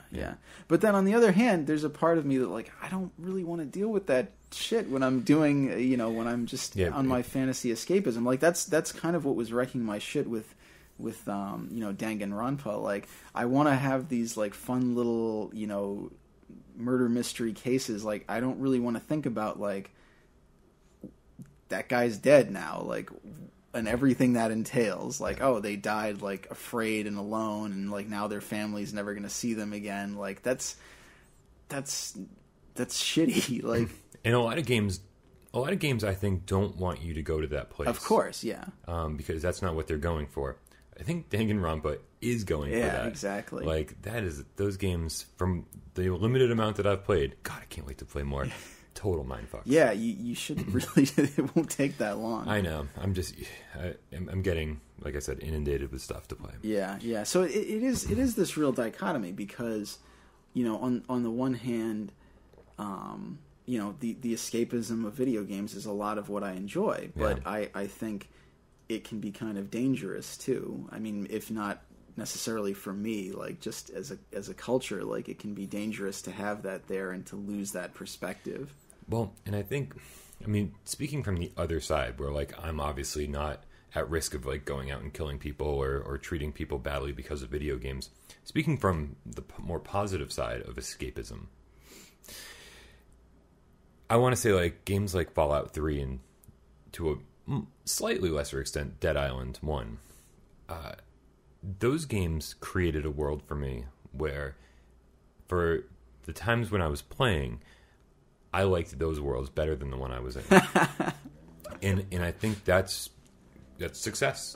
Well, I did have a moment in Fallout 3 where I hit a guy with a rocket and launched him into the air in a total, like, crucified Jesus pose, and at the top of his arc, his head fired off like a champagne cork. That's awesome. I guess it is a better world than ours. No argument there. And again, it's one of those things where, especially Fallout, going back to what you said earlier about not having total control over your real life. In games like Fallout, and I've told this story, my ex and I were playing around the same time, and he was living in like the penthouse of this tower. Oh yeah. And he had a dog as a pet, and I was like, and he was telling me all about this stuff, like what's going on in his world. And I'm like, what? like, I'm homeless, and I've got this giant mutant following me around everywhere. I was like, we were playing the same game, but entirely different ways, and it's just all because of the decisions we made. And I thought that was amazing. You know, I really, the more we talked about the game, the more I want to just go, I want to see what else is out there. Yeah. And I was never bored for a moment in Fallout 3 at any point. And even exploring like empty buildings and just collecting shit. Like it never got old to me. And that's like the kind of post-apocalyptia that doesn't scare me, you know, where I'm like, okay, this is my new life. This is what I have to forge, and I have to figure out how to make things work. And I'm going to team up with people along the way. And it created that real sense of adventure from the safety of my couch. Yeah. And it was during a point, I remember when I was playing Fallout 3, I was like deathly ill. Like for almost a week, I didn't get off the couch.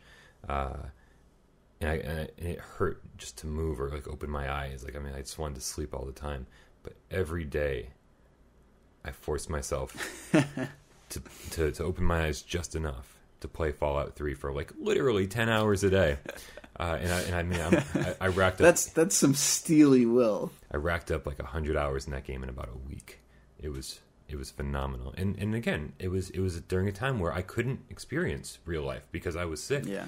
And so this gave me another outlet, which is awesome. As a total aside, so when I was a little kid, if I stayed home from school sick, I was not allowed to play video games because my parents said, well, if you're too sick to go to school, you're too sick to play video games. And as an adult, I can say, that's bullshit. That's total bullshit. Yep. Playing video games is way less energy than doing all but the most like busy work of schoolwork. Yeah. It took way more focus to do like a book report than to play through like a couple levels of Super Mario Brothers. Isn't half of the reason of staying home from school when you're sick so you don't get other people sick? Yeah. That's part of it. Yeah. It's like, I'm not going to get Mario sick. I'm doing the rest of you a favor by quarantining myself in here with Link and Zelda. Yeah, I don't think your parents had a full grasp of like what it meant to be sick. Well, I think they were just always worried that I was going to stay home intentionally so I could play video games. Yeah. I never did that as much as I should have. No. Yeah, you know, I was such a scrupulously honest person. Yeah, I could definitely have gotten away with that a lot more. Right? Yeah. Yeah. Oh well. So I think we basically only really covered one of the reasons why we play video games. I'd like to bring up another one. Okay. And it's totally ridiculously different. So you can jerk off.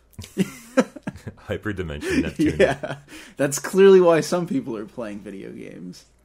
Can't wait for The Last Guardian. It's not the little boy, it's the big cat thing. Of course, the griffin.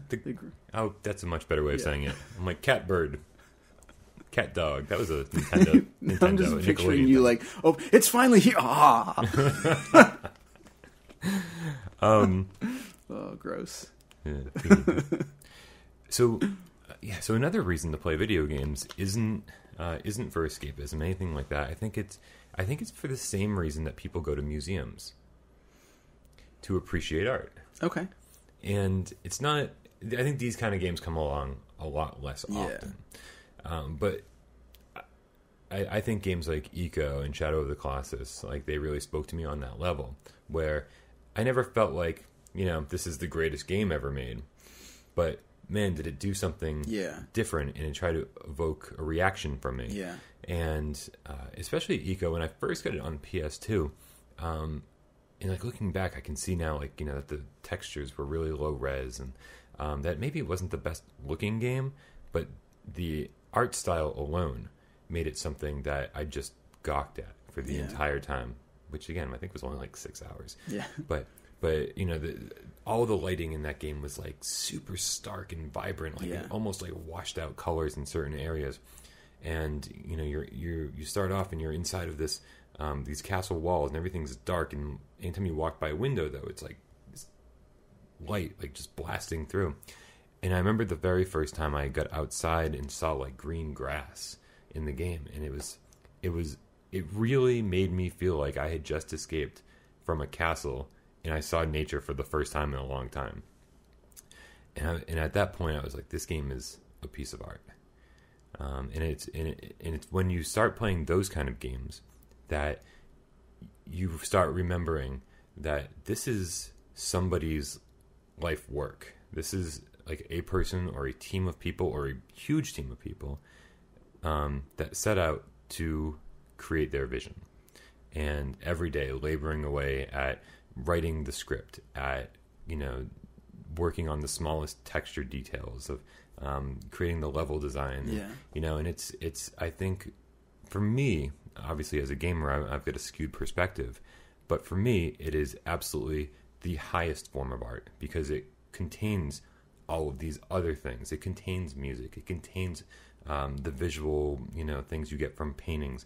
It contains, animation and storytelling that you get from novels. It's the collaborative ultimate piece of art.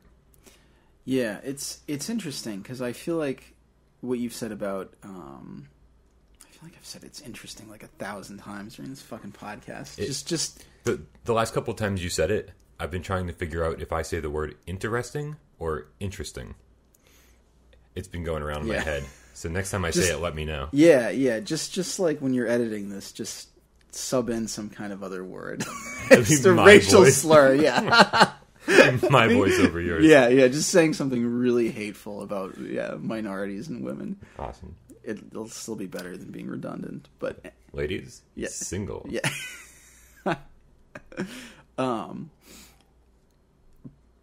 But I think the reason that really genuinely artistic games come around a lot less often is because of what you were saying. A lot of time, almost always, games are massively collaborative efforts, especially nowadays with AAA games, costing as much time and, money and manpower as like a movie. Yeah. You have so many other people and there's so much money at stake that any kind of singular vision gets diluted, where occasionally, you'll see these series come along and they'll usually be, lower budget series or somebody that just has so much clout, like a Hideo Kojima, that like they have to listen to him. Right.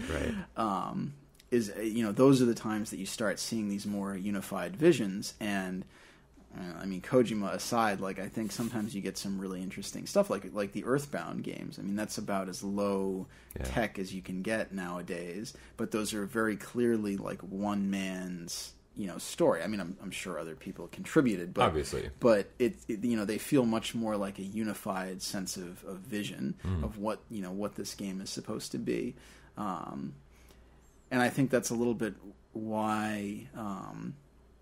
Again, I'm always loath to do that. Like, back in my day, things were so much better. Like, but they were. But in a sense, the fact that there wasn't so much money at stake did allow for more, artistic expressions.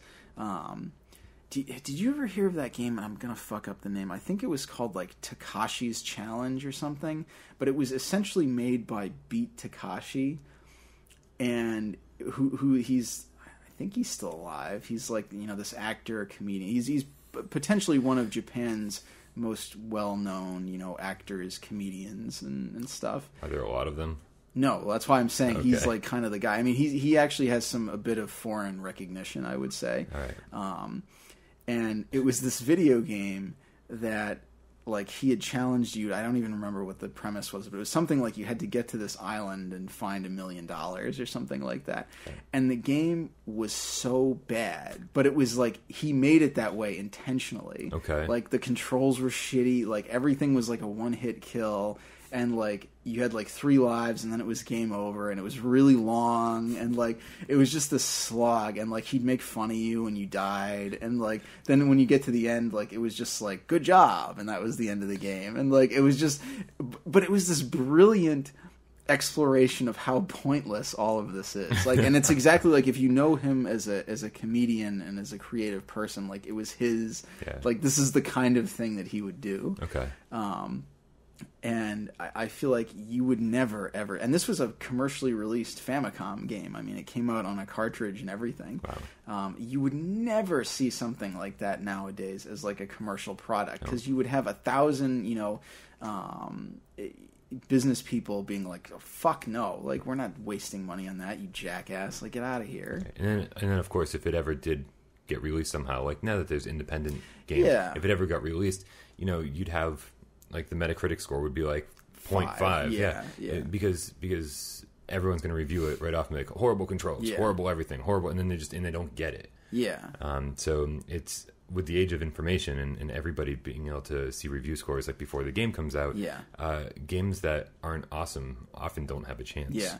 Yeah, and not that game journalism was great back in the day. I mean, like, Nintendo Power, a great magazine, or old EGM, like, they're both pretty great reads, but their actual, like, level of journalistic integrity, meh.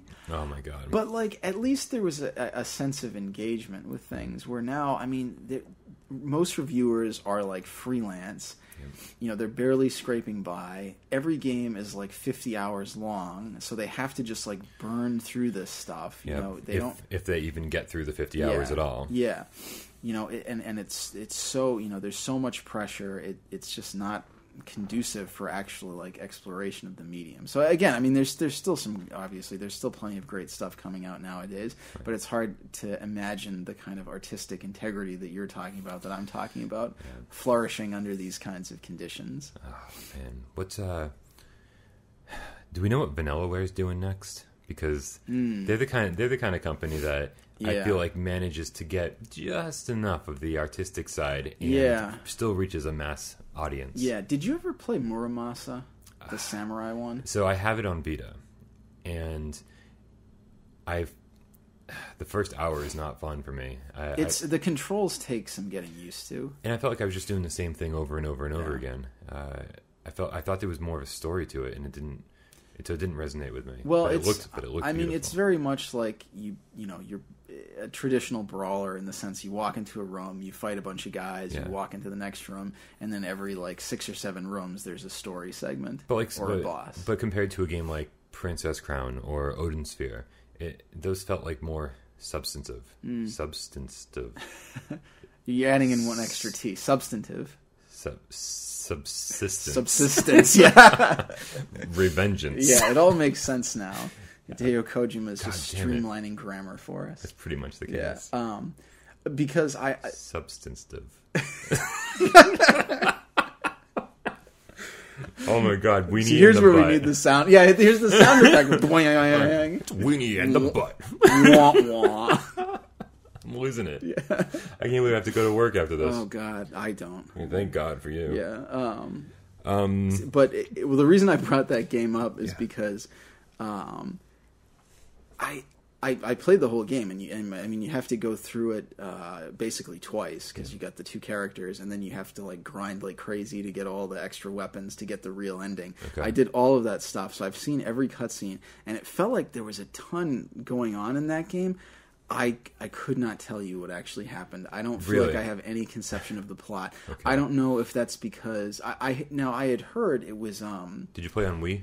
I did. Okay. Yeah. It was Ignition that did the localization for that, and they actually. I think there was a lot of cooperation between them and Vanillaware on even like the creation of the game. Mm-hmm. So I don't know if it was just like a bad translation or what. It was using a very specific kind of storytelling that I feel like you see a lot in Japanese like myth and such, in a way of leaving certain things like vague and unspoken, and being more about these kind of like felt moments than narrative structure. So maybe, I don't know, but I couldn't tell, like, is this doing something that's just beyond my grasp, or is it just kind of shitty? Yeah. Of the limited amount that I played, I know that I didn't understand the thing that was going on. Well, I'm probably about 40 hours deeper, and I still don't know what happened. Great. Not giving me incentive to go back, that's for sure. Well, it's a great game. But... Like, I've got another reason to play games. I don't know if I don't know if we were taking turns or not. I don't care. I just we're pulling this one out of our ass. This is a little bit last second. This was last minute, but I'm enjoying it. Okay. I think the complete total polar opposite reason to play games, and it's still a good one, And I think we're seeing it more and more as mobile games start to. They've exploded and they're everywhere. For a decade or so. Yeah. Especially with iOS formats and stuff. Like every single person has a game in their pocket all the time. And it's basically soon it's going to be a tri-ace game. No. I think it's kind of just honestly. I don't want to say it's the wrong way. Masturbating. Time wasting. Same thing. Yeah. So as just a time waster. Yeah. But also I think that's wrapped up in that sort of like I think we're going back to like the original like Atari days where certain things just revolve around getting the highest score. Yeah. And I think for some reason the time wasters in the high score games, they get kind of like lumped together because immediately I think of pinball and Tetris. Did I tell? I didn't tell you this story, but I actually had a woman at work a couple weeks ago, and she, is retired. It has to be pushing 70. Is she a nun? No, it's not one. It's not one of my cadre of nuns that I work with. But Mike has a harem of nuns. Oh boy, that didn't sound good. That seemed the best soundbite ever. Yeah. No, and I was helping her get her iPad working. And somehow something about video games came up. There were one of my colleagues was around, and I must have mentioned something about video games. And she said, "Oh, have you seen this one?" And she mentioned some title. It might have been called like the Labyrinth or something. And I was like, "No, I've never heard of this." And she's like, "Oh, you have to see this." So again, this is a woman that's probably my grandparents are older than that, but somewhere between my parents' age and my grandparents' age, brings up this app with this game on it and just starts like walking me. She's like, "You got to go here, and you got to like this. If you step here, this part collapses." It was this really cool looking game too, where you're basically like climbing down into this labyrinth, and like bridges will collapse behind you, and you can use the touchpad to like move around. Chunks of the scenery and stuff, and this is a woman that has to be at least 40 years older, 30 to 40 years older than me. And I'm going to guess this is her first video game, probably outing. Something like that. But she's like really talking this up and is like showing it to me. And it was such a cool like experience. Yeah. Well, so I guess that sort of falls into what I'm talking about. Yeah. Well, that's why I brought it up. Thank you. just here to wingman this topic for you. And I think I think with games being like super ultra deep sometimes, and I the last thing I want to do is try to pick up Dying Light for like 20 minutes before I go to work or something. Yeah.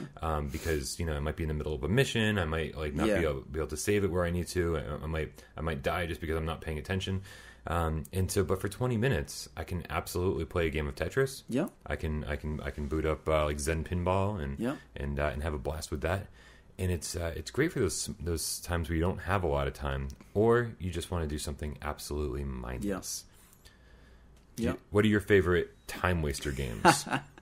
See, for me, it's not even that I have a specific couple of games that I go to. Although I guess like. Probably Smash Brothers is kind of the be all and end all of that for me, because that takes a couple minutes to go through a few matches, and you can, especially now with the new one where there's so much unlockable stuff. I mean, you can do a lot in just a couple minutes. But for me, I find it's just kind of like dicking around in those games that I'm like deep into. I mentioned earlier how I hate that beginning chunk of every game. Like even if it's good, it just takes a certain amount of time to grasp the mechanics and the flow and everything. But then once I have it down, like I'll often want to just keep going with it. Like I know I've mentioned a bunch of times that John and I have been playing Dark Souls online a lot, and I'll find myself a lot of times like rather than starting a new game, I'll just feel like, well, I put like 150 hours into Dark Souls, like maybe I can go find some item that I haven't found or something, and I'll just end up doing that like to kill time rather than starting something new. Why not? It's a game you're familiar with. Yeah. It's a control scheme in a world that you're used to. Yeah, it makes sense. So it's that kind of thing. So if if I'm deep into an RPG, I'm much more likely to just screw around with that for a little while longer and kill time than I am to start anything new. Right on. What kind of notes you got over there?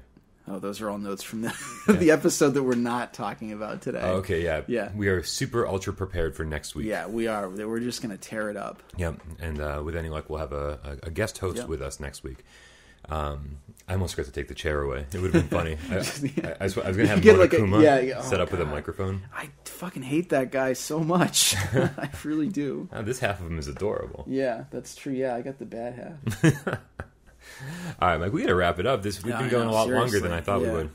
Awesome. So what are we going to be playing this week? Are you going to be doing Xenoblade? I think it's going to be Xenoblade. I think I got a big... What time is it? Yeah, I got a big chunk of time when I get home, and nice. I think that's just what I'm going to sink it into. Nice.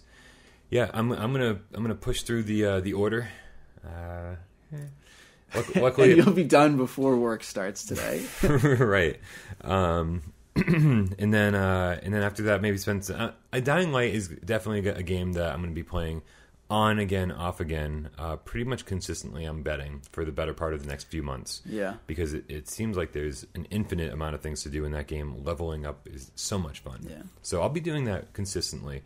I don't even want to progress in the story because I just want to make my guy stronger. Yeah. However, I did get a bunch of stuff in the mail this week, like more. Okay, so my gaming purchasing is an obsession. It's too. If they've listened to the other episodes, I don't think this is even a requirement to. No one's listened to the other episodes, except everybody liked last week's. We got 100. We had 100 views in 2 days. Because I was dumping on Eastern European people. So thanks for watching. That's the important part. That's maybe not the important part. So what happens sometimes is I order stuff from other countries, and it takes a ridiculous amount of time to show up. Sometimes it's like 7-8 weeks, and you're like, I totally forgot I ordered this. Jesus, what country is that? But do you find stuff that you get from PlayAsia takes like forever? I've only ordered like a couple things from them ever, and it did take forever. Yeah. Are you waiting on something? No, it just showed up the other day, and I was just like, wow, I ordered this like a million years ago. Yeah, you forget, basically. Yeah. So I had ordered stuff. I'd ordered a couple of things from Japan, like nothing big, just random shit. Just Candy Cab, House of the Dead 4 immersive seat. Apparently, there's a House of the Dead 4 like bubble that you can. A friend of mine, or John's brother, actually claims that when he was in Japan, there was like this virtual reality House of the Dead chamber that you could go into, and there was like you could feel the zombies breathing on the back of your neck, and you had to like turn the chair around, shoot guys behind you. So we spent a really long time when John and I were there with our other buddy Tony, like we were trying to find this virtual reality. Now we never found it. Wow, that would be so awesome. Yeah, it really would be. If I ever track one of those down, then we're going to have to start doing the podcast from inside of it. Yeah. Because it's going to take up this whole area. Which is like the whole time we're like, whoa, jeez. Like, right? Just playing the game. Yeah, trying to have a conversation. Yeah. Excuse me. So it was the same day that the order showed up. So I had this gigantic box, a bunch of stuff from Japan that like I had totally forgotten about. Random SNES games that I've been working on accumulating. Yeah. Final Fantasy 3, Soul Blazer. We should do a co-op like episode of Backlog, because I have Final Fantasy 3 essentially memorized. Really? So yeah. Okay. We should do something for that. Let's do it. Yeah. Not this week. The following week. Let's work on that. Okay. Because I was wondering, I have no knowledge of that game except about how good it is. Yeah. So that'll be fun. The answer is very. All right. Yeah. So random stuff keeps showing up, and I'm just inundated with games. So. I'm going to play a little bit of everything. The one thing that's satisfying. Right, I'm going to play 30 seconds of 10 games instead of one game to completion. One game that did show up, though, that I'd forgotten I pre-ordered was, I texted you about this, Alice's Mom's Rescue. Oh, yeah. What is that? It's for Dreamcast. It's a homebrew game. And it's, I don't know, do you remember, did you ever play Dux? DUX? It's a shooter. That sounds vaguely familiar. Yeah, there's a couple different versions of it. There was just the original Dux, and there was Dux 1.5. And, there's Collector's Edition, whatever. Yeah. But it's made by HuCast. Okay. Which they're pretty known for doing homebrews on Dreamcast. So, Alice's Mom's Adventure, or Rescue. Alice's Mom's Rescue is their newest game. And, again, I'd totally forgotten I pre-ordered it, because I was like, oh, what's this? It looks like a cute little platformer, and it's on Dreamcast. And I was like, oh, brand new game for Dreamcast? Sign me up. So all this cool stuff showed up recently, and I'm super excited to dive into all of it. Nice. I just don't know what to start with. So hopefully I'll have an update on a lot of those things next week, and hopefully some Final Fantasy 3 stuff too. Yeah, definitely. Yeah, because I think people will want to watch the Final Fantasy 3 backlogged. Yeah, I think so. Good call. Awesome. All right, well, I'm Bryan Paul, and you can get me on Twitter at thatwouldbedark. Please email us at gamingwithoutparole@gmail.com. You should probably check that to see if anybody's emailed us. I think I did recently. Okay. Yeah, and no. Okay, no one has. good. But honestly, just leave a comment in the comments, and that'll be the easiest and quickest thing we'll see. If you wanted to recommend any topics for discussion, any games we should be playing, or if you just want to send fan mail / hate mail, we're more than willing to read any of your crap on the air. Mike, any closing thoughts? No, I think I've said quite enough this week. Right. So, for Gaming Without Parole, I'm Bryan Paul. And I'm Mike Zeller. We'll see you next week. Bye.